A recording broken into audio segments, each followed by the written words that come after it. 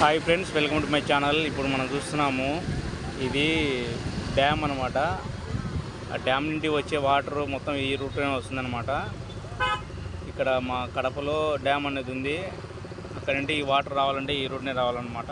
ఇక చూడండి, మనము ఇక్కడ స్ప్రే చేస్తుంది మొత్తం గలీజ్ అంతా ఉంటే ఈ గలీజ్ కోసం మొత్తము దోమలు, క్రిములు ఇవన్నీ రోగాలన్నీ వస్తున్నాయి. కాబట్టి మొత్తం మన గవర్నమెంట్ వచ్చేసి ఇప్పుడు స్ప్రే చేస్తుంది, చాలా ఇదిగా చేస్తుంది. చూడండి, డ్రోన్కు మొత్తం కెమికల్ డ్రోన్కి ఎక్కించారు.